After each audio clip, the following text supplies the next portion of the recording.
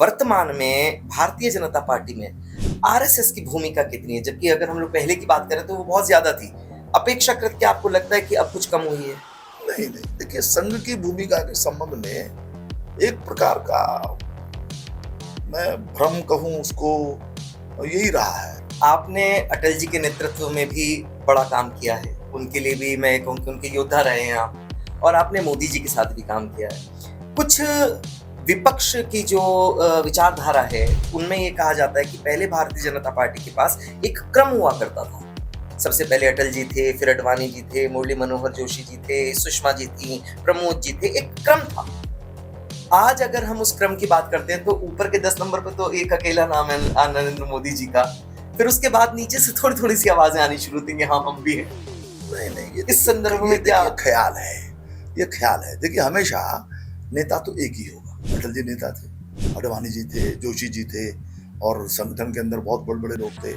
और चाहे अटल जी हो, चाहे इस नरेंद्र भाई मोदी हो, हमारी काम करने की जो पद्धति है वो सामूहिक ही है। अटल जी का चेहरा चलता था, अटल जी का नाम चलता था, परंतु अटल जी सबसे विचार विमर्श करके फैसले करते थे। ये बात बड़ी प्रसिद्ध है कि राम जन्मभूमि आंदोलन के समय उन्होंने प्रारंभ में रथ यात्रा के वो सहमत नहीं थे करने से, पर जब तय कर दिया तो साथ हो गए। यही हमारे यहाँ पद्धति है। तो वही पद्धति तब थी, वही पद्धति अब है।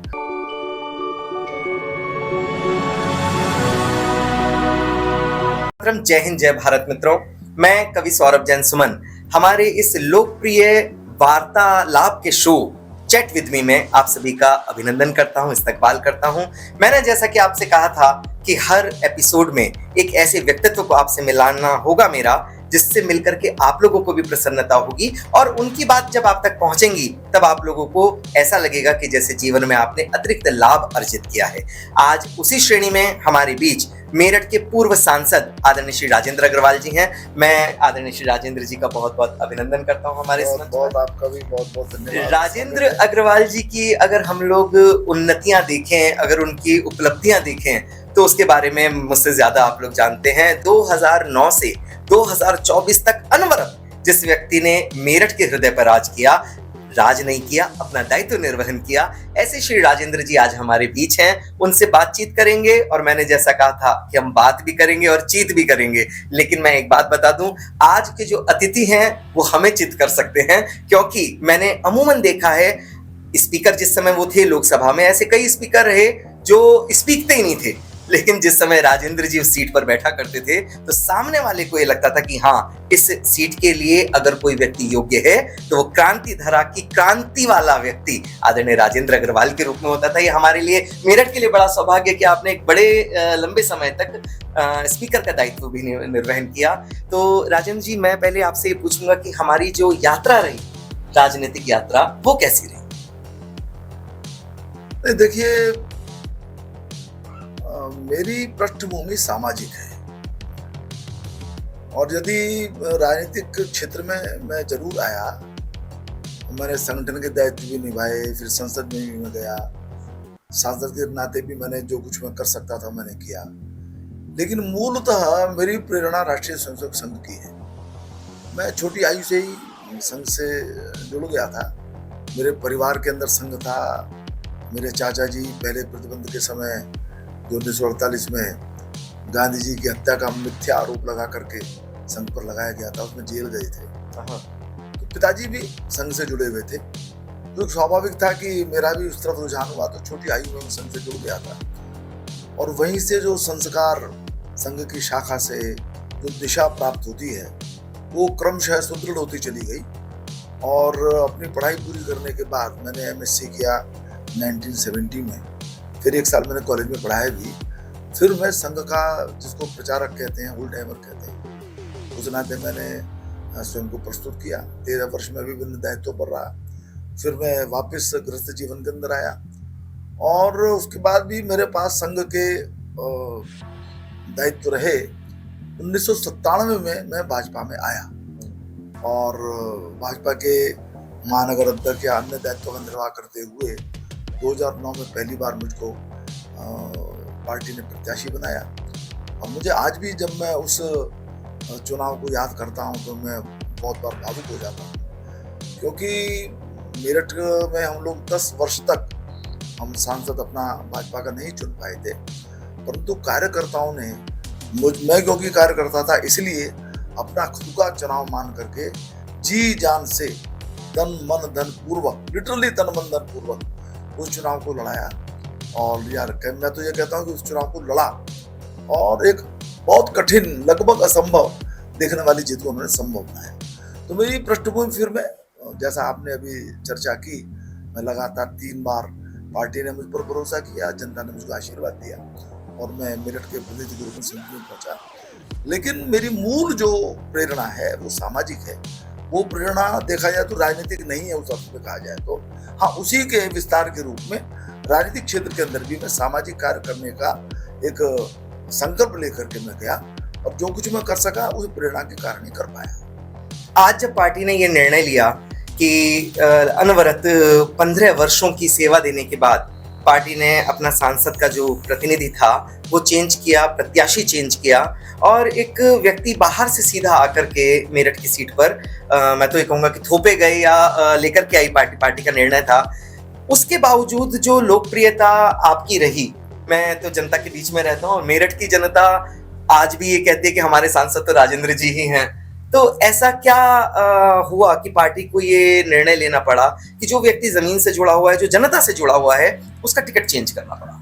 नहीं, देखिए मैं ये मानता हूँ, इस बात को मैंने जब श्री अरुण गोविल जी को प्रत्याशी बनाया गया तो मैंने उस वक्त ये बात कही थी कि जो राष्ट्रीय नेतृत्व है या हमारा प्रदेश का भी नेतृत्व है उसकी दृष्टि थोड़ी व्यापक होती है। उनको पूरा प्रदेश दिखाई देता है, उनको पूरा देश दिखाई देता है और बहुत सारी चीजें दिखाई देती हैं जो सामान्यतः क्षेत्र विशेष तक सीमित व्यक्ति को नहीं दिखाई देती। और उनको बहुत सारे पहलू उनके ध्यान में होते हैं, क्या चीज हमको करनी चाहिए, किससे हमको राजनीतिक यश मिल सकता है, क्योंकि अंततः चुनाव इसलिए लड़े जाते हैं कि हमको बेहतर परिणाम प्राप्त हो, हमारे जो जीतने वाले प्रत्याशी हैं उनकी संख्या अधिक से अधिक हो, तो बहुत सारी बातें सोची जाती हैं। तो मैंने उसी ढंग से उस बात को स्वीकार भी किया। मैं ये मानता हूँ कि व्यक्ति को अपने कहे हुए शब्द के प्रति बहुत गंभीर होना चाहिए। क्या बात! आप जब कुछ कहते हैं तो केवल दूसरों के लिए नहीं कहते, आप अपने लिए भी कहते हैं। वाह! मैं वर्षों से संगठन का काम करता आया था, मैं हर एक को समझाता था, कहता था, क्योंकि बहुत बार कार्यकर्ताओं के मन की बात नहीं होती थी तो कार्यकर्ता के मन को दुख भी होता था। तो मैं उनको ये समझाता था कि भाई आप नेतृत्व पर भरोसा रखो, विचार पर भरोसा रखो और यदि कोई निर्णय हुआ है तो हो सकता है आपको ठीक न लग रहा हो परंतु उसको ठीक ही है वो, ऐसा मान करके करिए तो और आपके ऊपर भी पार्टी हमेशा आपका ध्यान रखेगी, ऐसा समझाता था। तो मुझको लगा कि जब मेरा इस प्रकार का प्रसंग एक आया है तो मैं अपने स्वयं के साथ कैसे धोखा कर सकता हूँ। तो मैंने बड़ी तत्परता से, बड़े स्वाभाविक ढंग से, मुझे उसको करने में कोई तकलीफ नहीं हुई, मुझे कोई बहुत एफर्ट नहीं करना पड़ा और मैं स्वाभाविक रूप से चुनाव के अंदर लगा भी। सबने देखा इस बात को तो, और ये जनता का आशीर्वाद है कि लगातार चौथी बार भारतीय जनता पार्टी का प्रत्याशी लोकसभा के अंदर पहुंचा। एक तो ये बात है और दूसरी बात ये है कि जो जनता का स्नेह है मैं उसके लिए बहुत आभारी हूँ और मुझको ऐसा लगता है कि 15 वर्ष का समय काफी विस्तृत समय बड़ा होता है और 15 वर्ष में धीरे धीरे धीरे कुछ ऐसा एक संबंध मेरा कार्यकर्ताओं के साथ, जनता के साथ बन गया था कि वो मुझे भी कुछ थोड़ा सा बड़ा सा, कुछ अभिभावक सा समझने लगे थे और मुझको भी बात लगती थी। मैं आज कई बार बहुत चीजों को याद करता हूँ, लोग भी मुझे कहते हैं कि आप बहुत बार हमको कुछ बातें सख्त भी कह देते थे जो आपको लगता था कि हमारे हित में है और हमको ये फील होता था कि आप एक बड़े के नाते, अभिभावक के नाते आप इस बात को कहते हैं। और ये बात मुझे भी लगती थी कि ये जो प्रेम था ये एक अद्भुत था और मैं वास्तव में इस प्रेम का जो ऋण है क्या बात, उससे कभी मैं मुक्त होने की सोचता भी नहीं हूँ। मुझे लगता है कि जितना प्रेम है उसका और भी जो कुछ मेरे पास समय है मैं उसका उपयोग इस हमारे क्षेत्र की जनता की सेवा के लिए मैं कर सकूं। 2009 में पहली बार राजेंद्र जी हमारे सांसद बने। उससे पहले मेरठ के लिए भारतीय जनता पार्टी को चुनना एक बड़े पद के लिए, सांसद पद के लिए, बड़ा ऐसा लगता था कि ये संभव ही नहीं है और ऐसा हो ही नहीं सकता कि सांसद कोई भारतीय जनता पार्टी का चुना जाए। मुझे याद है मेरे पिताजी भारतीय जनता पार्टी के उन कार्यकर्ताओं में से थे जिन्होंने पोल्स पर चढ़ चढ़ करके झंडे लगाए हैं पार्टी के और बस्ते हमारे यहाँ हुआ करते थे। बहुत मेहनत आप सब लोगों ने मिल करके की हैं पहली बार जब आप सांसद बने, पहली बार मेरठ ने अपना सांसद देखा राजेंद्र अग्रवाल जी के रूप में, भारतीय जनता पार्टी का प्रतिनिधि, उस समय आपको क्या फील हुआ जब आपके सामने रिजल्ट आया होगा कि हाँ हम विजय हो गए? नहीं, वैसे इससे पहले भी 1991 में, 1996 में, 1998 में 3 बार जो है भारतीय जनता पार्टी के प्रत्याशी के रूप में ठाकुर अमरपाल सिंह जी हमारे सांसद रहे थे। परंतु ये बात ठीक है कि वो 3 बार जीते, परंतु उनको कुल मिलाकर के समय बहुत कम मिला, क्योंकि जल्दी चुनाव हुए, इलेक्शन जल्दी, और फिर 10 वर्ष का गैप हुआ। जैसे मैंने कहा, एक बार जो है कांग्रेस जीती और एक बार फिर बसपा जीती। परंतु जब भारतीय जनता पार्टी के प्रत्याशी के रूप में जनता जनार्दन ने आशीर्वाद प्रदान किया, तो वास्तव में सबसे पहला भाव तो यही आया कि इस आशीर्वाद को, इस विश्वास को किस प्रकार से संजो करके और जो अपेक्षाएं मेरठ की जनता की, उनको कैसे पूरा किया जाए। और जैसे बहुत बार लोग पूछते भी हैं, मेरे भी ध्यान में आता है, मुझको सबसे बड़ी समस्या मेरठ की जो लगती थी उस समय, क्योंकि राजनीतिक क्षेत्र में तो काफी पहले से था और सामाजिक दृष्टि से मैं सक्रिय था ही, मुझको ये बात ध्यान में आती थी कि मेरठ की जो दिल्ली से कनेक्टिविटी वो बहुत बड़ा इशू है। और उसके कारण से मेरठ जो एक व्यापारिक दृष्टि से, आर्थिक दृष्टि से जो बड़ा उन्नत शहर था, ऐतिहासिक दृष्टि से तो अभी भी इतिहास को तो कोई बदल नहीं सकता भाई, चाहे वो रामायण काल हो, चाहे वो महाभारत काल हो, चाहे वो 1857 का क्रांति समर हो, तो उसको तो कोई बदल नहीं सकता। लेकिन जो आर्थिक परिस्थितियां थी वो मेरठ की पहले के मुकाबले कम हुई। यहाँ से बहुत सारी चीजें अन्य स्थानों पर गई क्योंकि कनेक्टिविटी बेहतर नहीं थी। तो मुझको ये लगता था कि कनेक्टिविटी बेहतर होगी तो एक तरफ हम आर्थिक दृष्टि से अधिक समर्थ होंगे, एक, और नंबर 2 हमारे जो बच्चे हैं, हमारे जो युवा हैं, उनको अधिक अवसर मिलेंगे, और नंबर 3 हमारे जो बच्चे दिल्ली में या अन्य स्थानों पर नौकरी के लिए जाते हैं और वहाँ आवागमन के अंदर जो उनका समय बहुत अधिक लगता है, इस कारण से वहाँ पर 6 घंटे लगते हैं जाने में। हाँ, उनका वो समय बचेगा और बेहतर उनकी एक लिविंग कंडीशंस होंगी। इन विषयों को लेकर के मुझे लगता था कि कनेक्टिविटी का विषय बहुत महत्वपूर्ण है, और सबसे पहले मैंने उस ओर कोशिश की, और भी चीजें हुई। तो उसके बाद आपके कार्यकाल में क्या क्या मेरठ को मिला जो महत्वपूर्ण, उल्लेखनीय है?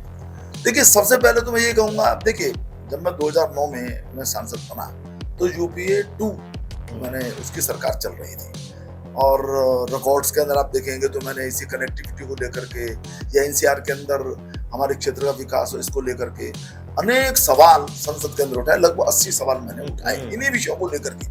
और एक सवाल आता है तो आप ऐसा मान के चलिए कि उसके लिए 5 बार अटेम्प्ट करने पड़ते हैं, क्योंकि लॉटरी से आते हैं सवाल। तो इतना सब हुआ, लेकिन यूपीए 2 की या तो दृष्टि नहीं थी या प्राथमिकता नहीं थी या जो भी था, मैं उसके ऊपर ज्यादा टिप्पणी नहीं करूंगा। संसद के अंदर कई बार ये कहा भी गया कि हम करने वाले हैं, मंत्री ने कहा कि नहीं हम करने वाले हैं, परंतु कुछ नहीं हुआ। कनेक्टिविटी की दृष्टि से वो जो कार्यकाल था बिल्कुल शून्य था। यदि उपलब्धि यदि उस कार्यकाल की देखे तो एक वो राज्य रानी ट्रेन वो हमको मिल गई थी। तो कनेक्ट के लिए भी बड़ी मेहनत करनी पड़ी थी, बहुत मेहनत तो करनी पड़ती है, क्योंकि जब डिमांड और सप्लाई में गैप ज्यादा हो, सप्लाई साइड में कम हो, डिमांड ज्यादा हो, तो थोड़ा सा आपको अधिक एक्स्ट्रा एफर्ट करना ही पड़ता है। लेकिन जब 2014 में माननीय मोदी जी आई, उनकी सरकार आई, तो पूरे देश का चित्र बदला, मेरठ का भी बदला। आपको ध्यान होगा कि 31 दिसंबर 2015 यानी 2015 के अंतिम दिन उन्होंने इसका शिलान्यास किया, मेरठ दिल्ली एक्सप्रेस हाईवे का जी।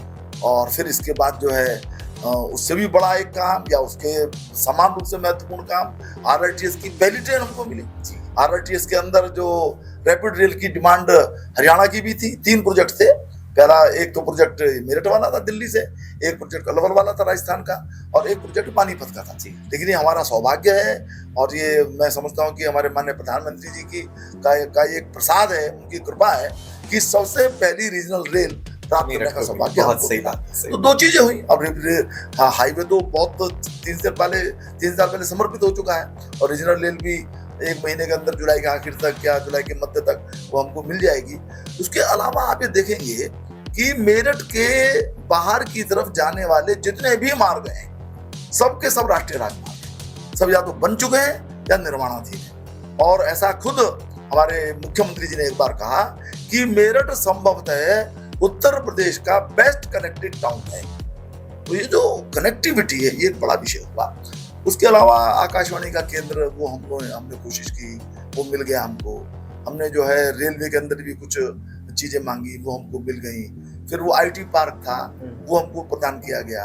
हमने मेडिकल कॉलेज को हमने कहा था कि इसको आप हमको एम्स दे दीजिए, तो हमको माननीय स्वास्थ्य मंत्री महोदय ने कहा कि देखो एम्स तो नहीं मिलेगा, क्योंकि एम्स यदि हम उत्तर प्रदेश में कुछ और खोलेंगे तो हमको पूरी उत्तर प्रदेश में खोलेंगे, आप कुछ और मांग लीजिए। हमने कहा आप इसका उन्नयन कर दीजिए, इसको आप जो है जरा अपग्रेड कर दीजिए। तो आपको ध्यान होगा कि सुपर स्पेशलिटी ब्लॉक जो बना है वो हमको मिला मेडिकल कॉलेज के अंदर, उसमें कुछ सुविधा, अतिरिक्त सुविधाओं का उसके अंदर जुड़ा हुआ। इसके अलावा ये जो टूरिज्म है या इस क्षेत्र का जो विकास है, उसकी दृष्टि से एक कठिनाई छोटी सी ये थी कि हमारा मेरठ आगरा सर्किल के अंदर आता था, और आगरा सर्किल में होता ही है भाई, टेल तक पानी पहुंचने में कुछ ना कुछ तो कमी हो ही जाती है। तो हमने कहा कि भाई हमारा मेरठ खुद बहुत इंपॉर्टेंट है, तो इसको भी अलग सर्किल बना दीजिए। तो मुझे बड़ा इस बात का मैं आभार भी व्यक्त करता हूं कि माननीय मंत्री जी ने इस बात को स्वीकार किया, और मेरठ सर्किल, अब आपको ध्यान होगा कि मेरठ सर्किल अलग है, पहले आगरा सर्किल के अंतर्गत ही आता था, और मेरठ सर्किल अलग हुआ तो हस्तिनापुर की तरफ ध्यान गया, फिर मेरठ की तरफ ध्यान गया, अन्य चीजें हुई। इसी प्रकार से जो हमने ये जो ज्योति है, अमर जवान ज्योति, इसको हमने सफलतापूर्वक करवाने में हमको मतलब ये अच्छा काम एक हुआ। फिर लाइट एंड साउंड शो भी, वो भी वहां पर शुरू हुआ। यानी ऐसे बहुत सारे काम हैं, हम गिनना शुरू करेंगे। समग्र रूप से पूरे क्षेत्र का विकास करने की दृष्टि से बहुत बड़ा आशीर्वाद, बहुत बड़ी कृपा माननीय प्रधानमंत्री जी की और उनके मंत्रिमंडल के सहयोगी की हमको मिली है। और क्षेत्र फिर हापुड़ की यदि बात करें, तो उसको जरूर मैं कहना चाहूंगा, कृषि विज्ञान केंद्र हापुड़ में नहीं था, हापुड़ नया जिला बना था, वहाँ कृषि विज्ञान केंद्र हुआ, नवोदय विद्यालय हुआ, उसका निर्माण पूरा हो गया है। फिर प्रदेश ने जो दिया, मैं उसका जिक्र जानबूझ करके नहीं कर रहा हूँ, लेकिन माननीय योगी जी ने हमको कृषि ये स्पोर्ट्स यूनिवर्सिटी हमको दे दी, पहली यूनिवर्सिटी उत्तर प्रदेश की हमको मिली। ये सारी चीजें हैं। यानी आज मेरठ 2009 में जो मेरठ था, या 2014 में जो मेरठ था, उसके मुकाबले बहुत अधिक विकसित शहर के रूप में प्रतिष्ठित पूरे देश के अंदर हो रहा है। आरएसएस से आप जुड़े रहे, राष्ट्रीय स्वयंसेवक संघ, शायद जमीनी काम आपने इतने किए कि आप आज भी उन्हीं नेताओं में से आते हैं मेरठ के जो जमीनी नेता कहलाते हैं। शायद ये भी एक बहुत बड़ा कारण हो सकता है क्या कि जो जनता इस समय वर्तमान सांसद से थोड़ा सा नाराज रहती है, वो ये मानती कि वो हमसे मिलते नहीं, उनकी उपलब्धता, आप जब आप थे तो आप तो 24 घंटे मेरठ के लिए उपलब्ध थे। वर्तमान सांसद जी के साथ थोड़ा सा ये है कि भाई उनको काफी काम देखने पड़ते हैं, उनको मुंबई भी जाना पड़ता है और भी दिल्ली में भी उनकी बैठकें होती हैं, वो मेरठ में अपेक्षाकृत उतना ध्यान नहीं दे पाते जितना आपने दिया। इसके पीछे क्या कारण लगता है आपको? नहीं, देखिए बड़ी सीधी बात है, हमारे जो वर्तमान सांसद हैं उनकी पृष्ठभूमि थोड़ी सी अलग है। वो एक सेलिब्रिटी है, और इस प्रकार के व्यक्तित्व को जब आप प्रत्याशी बनाते हैं तो ये कठिनाई जरूर आएगी। और आप अन्य को भी दीजिए, मैं कोई नाम लेना ज्यादा उचित नहीं समझता हूँ, लेकिन जो हमारे विख्यात अभिनेता मान हेमा मालिनी जी हैं, विनोद खन्ना थे, या धर्मेंद्र थे, या और भी कई सारे नाम हैं, और बड़े प्रख्यात अभिनेता या सिने कलाकार या अन्य सेलिब्रिटी, अन्य क्षेत्रों की सेलिब्रिटी, उनको हमने प्रत्याशी बनाया है, हमने भी बनाया और लोगों ने बनाया। तो देखिए उनकी जो है अपने क्षेत्र से संबंधित घटनाएं रहेंगी ही रहेंगी। तो वो एक कार्यकर्ता के नाते भ्रमण करना, उनसे अपेक्षा करना ये उचित नहीं है। मैं तभी मैं देखता हूँ कि हमारे सांसद पर्याप्त मात्रा में आते हैं लगातार। मेरा तो ऐसा मैं देख रहा हूँ कि लगभग हर सप्ताह उनका मेरठ आना होता है, लोगों से मिलते हैं, आते हैं, जाते हैं। और देखिए मेरी जहाँ तक बात है, कुछ कंपैरिजन की बात नहीं है, परंतु मैं तो यहीं पर पैदा, मतलब यहीं से मेरा सारा का सारा जुड़ा हुआ है। और संघ के नाते भी मैंने संघ का कार्य करते हुए भी गली कूचों में गया हूँ, और भाजपा के संगठन का काम करते हुए मैं गली कूचों के अंदर गया हूँ। मेरा व्यक्तिगत संपर्क पहले से ही, भाजपा का प्रत्याशी बनने से पहले से भी मैं 2-4 हजार या 5 हजार लोगों को व्यक्तिगत रूप से जानता था, उनके घरों में गया हुआ था। तो वो जो एक एफिनिटी है, वो जो एक संबंध है, वो जो कनेक्ट है, वो तो एक इस कारण से भी है कि मैं यहाँ रहता हूँ, यहीं पर मेरा सारा काम रहा है। और निश्चित रूप से ये जो वैयक्तिक संपर्क का जो काम है या गुण है कह लीजिए आप, ये मैंने संघ से ही सीखा है। संघ औपचारिक बैठकों को भी महत्व देता है, परंतु उतना ही महत्व अनौपचारिक मिलन को भी देता है। आप अनौपचारिक से मिलेंगे, गपशप करेंगे, परिवार में जाएंगे। अब देखिए विषयांतर थोड़ा सा हो जाएगा, लेकिन इस वक्त क्या ना वो प्रासंगिक ही है। अभी 25 जून गई है, 25 जून 50 वर्ष पूर्व आपातकाल इमरजेंसी। और बड़ा माने काला अध्याय है वो देश के लोकतंत्र का, उस पर बहुत चर्चा भी हुई है। उस सारे जो काल में से, उस कालखंड में से निकालने का यदि किसी ने सबसे प्रमुख रूप से काम किया तो संघ ने किया, संघ से जुड़े हुए संगठनों ने किया। वो क्यों कर पाए? क्योंकि प्रतिबंध होने के बाद भी जो हमारे संघ के प्रचारक थे, संघ के जो हमारे कार्यकर्ता थे, उनके घर घर इतने अधिक संबंध थे कि उनको कोई मीटिंग बुलाने के लिए बहुत अधिक खबरें देने की जरूरत नहीं होती थी। व्यक्तिगत संपर्क के आधार पर मिलना जुलना होता था, व्यक्तिगत संपर्क के आधार पर वो प्रेरित हो जाते थे, व्यक्तिगत संपर्क के आधार पर वो जूझने लगते थे।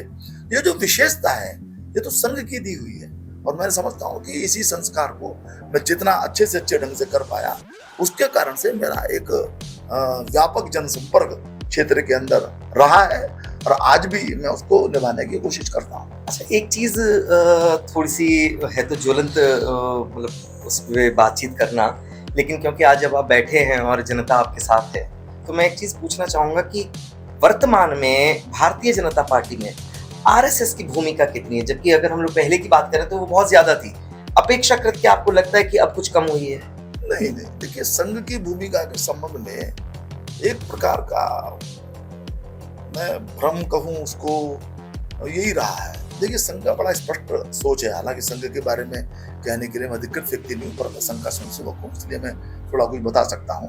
देखिए, संघ की स्थापना का मुख्य उद्देश्य व्यक्ति निर्माण है, हिंदुत्व का जागरण करते हुए हिंदुओं का संगठन है, ये उसका मुख्य काम है। वो देखा जाए तो सीधे सीधे राजनीतिक क्षेत्र या किसी अन्य क्षेत्र के अंदर काम नहीं करता। संघ के बारे में एक बहुत मजेदार एक वाक्य कहा जाता है कि संघ कुछ नहीं करेगा और संघ का स्वयंसेवक सब कुछ करेगा। तो ये जो फर्क है ये ध्यान में नहीं आता है। अब आज संघ के स्वयंसेवक जिन कामों को चलाते हैं उनकी संख्या सैकड़ों में है, और बड़े स्तर के ऊपर जो संगठन चलते हैं, अब वो भाजपा के अंदर भी संघ के लोग बड़ी मात्रा में है। जनसंघ जब था तो जनसंघ के अंदर बहुत बड़ी मात्रा में दीनदयाल जी थे, या भंडारी जी थे, या अटल जी थे, तो संघ से ही आए थे। या उसके अलावा फिर भारतीय मजदूर संघ है, उसके भारतीय किसान संघ है, विद्या भारती है, 30-35 हजार के करीब उसके स्कूल चलते हैं, संस्कार भारती है, भारत विकास परिषद है, ऐसे अनेक विश्व हिंदू परिषद है जो वैश्विक स्तर के ऊपर हिंदुत्व के विषयों को उठाती है। परंतु एक प्रकार से तो आप कह सकते हैं कि संघ के विचार परिवार के ये संगठन है कि संघ के स्वयंसेवक इन संगठनों को चलाते हैं। तो संघ का स्वयंसेवक सब कुछ करता है, इसलिए वो कर रहा है, लेकिन ये संघ के संगठन नहीं है उस अर्थ में। संघ का अपना अलग काम है।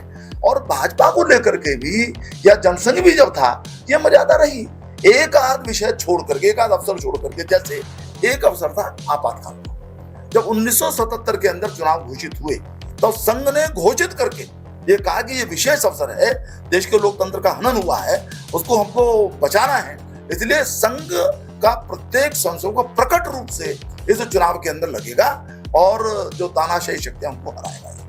तो ये एक दो उदाहरण ऐसे हैं जब संघ ने प्रत्यक्ष रूप से किया है। अन्यथा संघ राष्ट्र को समर्पित एक संगठन है, समाज सेवा को समर्पित एक संगठन है, तो स्वाभाविक रूप से संघ के स्वयंसेवक ऐसे दल के साथ जुड़ते हैं जो उसकी अपेक्षा के अनुसार आचरण करता है, जो उसकी अपेक्षा के अनुसार हिंदुत्व के संबंध में विचार करता है, इसलिए भाजपा से जुड़ा हो जाता है। आपने अटल जी के नेतृत्व में भी बड़ा काम किया है, उनके लिए भी मैं कहूँ कि उनके योद्धा रहे हैं आप, और आपने मोदी जी के साथ भी काम किया है। कुछ विपक्ष की जो विचारधारा है उनमें ये कहा जाता है कि पहले भारतीय जनता पार्टी के पास एक क्रम हुआ करता था। सबसे पहले अटल जी थे, फिर अडवाणी जी थे, मुरली मनोहर जोशी जी थे, सुषमा जी थी, प्रमोद जी थे, एक क्रम था। आज अगर हम उस क्रम की बात करते हैं तो ऊपर के 10 नंबर पर तो एक अकेला नाम है नरेंद्र मोदी जी का, फिर उसके बाद नीचे से थोड़ी थोड़ी सी आवाजें आनी शुरू होती हैं, हाँ हम भी हैं। नहीं, ये इस संदर्भ में क्या ख्याल है? ये ख्याल है, देखिए, हमेशा नेता तो एक ही होगा। अटल जी नेता थे, अडवाणी जी थे, जोशी जी थे, और संगठन के अंदर बहुत बड़े बड़े लोग थे।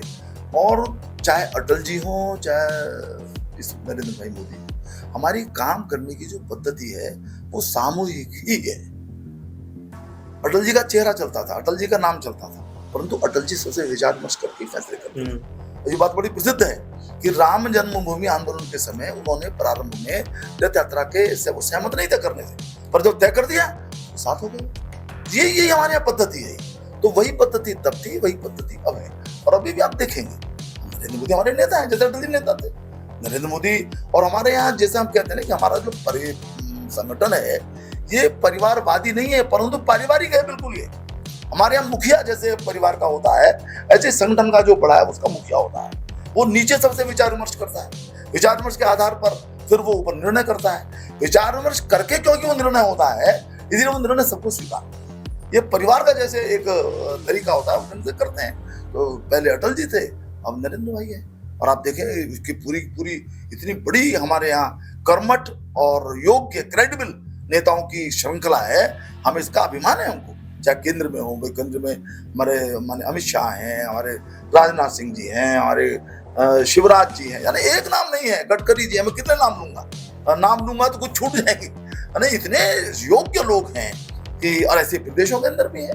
तो इसलिए ऐसा नहीं है, नेता तो स्वाभाविक रूप से हम एक नेता के पीछे चलने वाले पारिवारिक संगठन है, और हमारा नेता उसको ये विश्वास इसलिए प्राप्त है कि वो सबसे विचार विमर्श करके निर्णय लेता है। एक प्रश्न यहाँ पर मैं आपसे पूछना चाहूंगा, चलती हुई गवर्नमेंट में मुख्यमंत्री परिवर्तित करने के जो निर्णय लिए, या अभी मध्य प्रदेश का पूरा चुनाव शिवराज जी के नाम पर लड़ा और फिर एंड में आकर के परिवर्तित कर दिया गया चेहरा अचानक से। इवन जनता को भी नहीं उम्मीद थी कि एक ऐसा मुख्यमंत्री मिलेगा जो बिल्कुल जमीनी होगा, जिसके विषय में सोच भी नहीं सकते। ऐसे ही राजस्थान में हुआ, ऐसे ही मध्य प्रदेश में हुआ। चलती हुई गवर्नमेंट के बीच में गुजरात से मुख्यमंत्री बदले गए, चलती हुई गवर्नमेंट के बीच में उत्तराखंड से मुख्यमंत्री बदले गए। ये परंपरा, अभी आपने कहा कि एक नेता के पीछे चलने वाली पार्टी है, तो वो भी तो जमीनी नेता थे वहां के, फिर परिवर्तन। देखिए, हालांकि इसके ऊपर मुझे टिप्पणी करने का बहुत अधिकार इसलिए नहीं है कि हमारा जो राष्ट्रीय नेतृत्व है उनके स्तर का विषय है, लेकिन तो भी एक कार्यकर्ता के नाते मैं कह सकता हूँ कि जो बात मैंने सांसद के टिकट के बारे में जो बात की, हमेशा जो राष्ट्रीय नेतृत्व होता है उसकी दृष्टि बड़ी होती है, किस व्यक्ति का कहाँ बेहतर उपयोग हो सकता है, किसको कहाँ ले जाना चाहिए। क्योंकि अंततः कोई मुख्यमंत्री हो, कोई केंद्रीय मंत्री हो, कोई प्रदेश में मंत्री हो, कोई प्रदेश का अध्यक्ष हो, कोई प्रदेश का पदाधिकारी हो, वो एक टीम के हिस्से हैं। उनको कहाँ किस रूप में उनका बेहतर उपयोग हो सकता है, कहाँ उनको हम संगठन के विस्तार की दृष्टि से उपयोग कर सकते हैं, ये अच्छे ढंग से जो राष्ट्रीय नेतृत्व है वही समझता है, और वही प्रदेश के नेतृत्व से विचार करके निर्णय करता है। एक तो ये बात है। दूसरी बात जो मुझे लगती है कि देखिए, संगठन के अंदर जो गतिशीलता यदि चाहिए तो हमको इस प्रकार के नए नए लोगों को आगे लाना ही पड़ेगा, नहीं तो जड़ता आ जाएगी। आज जो है कई दलों के अंदर जो एक परिवार के आधार पर चलते हैं, उनके अंदर जड़ता है, वो दिखाई देती है हमको, उनके अंदर गतिशीलता नहीं है। तो संगठन में भी गतिशीलता हमको चाहिए, तो स्वाभाविक रूप से इस प्रकार से नए नए क्षमतावान व्यक्ति उनको भी तलाशना पड़ेगा, उनको मौके देने पड़ेंगे। उनका एक प्रकार से, जैसे क्रिकेट की टीम है, हम देखते हैं कि किस किस से नए नए वो करते हैं, उसमें कोई आता है निखर करके आता है, कोई बॉलिंग में, कोई बैटिंग में, या कोई फील्डिंग में, तो उसको फिर आगे देखते हैं। कोई नहीं होता है तो फिर उसको ब्रेक भी देते हैं, फिर दोबारा भी ट्राई करते हैं। ये जो जैसे खेल का है, एक प्रकार से राजनीतिक क्षेत्र के अंदर भी नए नए व्यक्ति आए, उभरे, उनकी क्रेडिबिलिटी एस्टेब्लिश हो, उनकी क्षमता प्रकट हो, इसलिए ये काम करने होते हैं। और मैं समझता हूँ कि इन्हीं बातों को ध्यान में रख करके इस प्रकार के निर्णय किए जाते हैं। माननीय पूर्व सांसद, या ये कहा जाए कि मेरठ के अभूतपूर्व सांसद आदरणीय राजेंद्र अग्रवाल जी, जिन्होंने अपने 15 वर्ष के कार्यकाल में मेरठ को वो उपलब्धियां दी जो केवल कभी हमारे लिए स्वप्न होता था। कहीं मुझे पंक्तियां दुष्यंत जी की याद आती हैं कि रहनुमाओं की अदा पे फिदा है दुनिया, इस बहकती दुनिया को संभालो यारों, और कैसे नहीं होगा आकाश में सुराख, एक पत्थर तो तबीयत से उछालो यारों। तो वो पत्थर जो राजेंद्र जी ने उछाला, वो निश्चित तौर पर एक स्वर्णिम इतिहास रच के गया है। यही कारण है कि मेरठ की जनता आज भी अपने सांसद के रूप में, अपने अभूतपूर्व सांसद के रूप में राजेंद्र जी से जुड़ी है, राजेंद्र जी को मानती है। तो मैं अंत में चलते चलते केवल एक बात कहूंगा कि आप न केवल मेरठ की जनता से, अपितु भारतवर्ष के तमाम लोग इस एपिसोड को देख रहे हैं, क्या कहना चाहेंगे? नहीं, देखिए, क्योंकि मैं राजनीतिक क्षेत्र के अंदर इस समय हूँ, और राजनीतिक क्षेत्र के अंदर आने के इच्छुक भी हमारे नौजवान रहते हैं, तो मैं इस बात को कहना चाहूँगा जरूर। हमारे माननीय प्रधानमंत्री जी ने कहा कि मैं चाहता हूँ 1 लाख ऐसे युवा आगे आए जिनकी कोई पारिवारिक पृष्ठभूमि राजनीति हो, फ्रेशर्स हो। क्या बात। तो ये जो माननीय प्रधानमंत्री कहते हैं तो मैं ये कहूँगा कि नौजवान आए, राजनीतिक क्षेत्र आपकी अपेक्षा कर रहा है, परंतु सेवा के भाव से आए। आप यदि किसी पद की आकांक्षा अपने मन में शुरू में रख लेंगे तो न तो आप सेवा कर पाएंगे और ना आप अपनी क्षमता का विस्तार कर पाएंगे। आइए, आपका स्वागत है और देश को पहले रख करके आप सेवा कीजिए, बाकी फिर अपने संगठन के ऊपर, अपने नेतृत्व के ऊपर छोड़ दीजिए जो आपको किस भूमिका को प्रदान करता है। और आपका स्वागत है, आपके सहयोग से ही, आपके कर्तृत्व से ही ये देश बड़ा बनेगा, महान बनेगा। बहुत बहुत आभार माननीय राजेंद्र जी, हमारे बीच रहे, उन्होंने इतना समय दिया। और जो आज बातचीत हुई है मित्रों, मैं जानता हूं कि इसमें कई सारे ऐसे ज्वलंत विषय हैं जो जब आप तक पहुंचेंगे तो आप उनके ऊपर छींटे मारते हुए राजेंद्र जी को महसूस करेंगे। उन प्रश्नों के ऊपर जो कहीं ना कहीं जलन लेकर के सामने खड़े हो सकते हैं, उनके ऊपर जो फुहारे आदरणीय राजेंद्र जी ने छोड़ी, ये तय करती है कि वो न केवल एक नेतृत्व करने की अधिक क्षमता वाले व्यक्ति हैं, अपितु बहुत ज्यादा बौद्धिक भी हैं। मैं बहुत बहुत आभार व्यक्त करता हूँ राजेंद्र जी का। बहुत बहुत धन्यवाद। बहुत बहुत धन्यवाद आपका।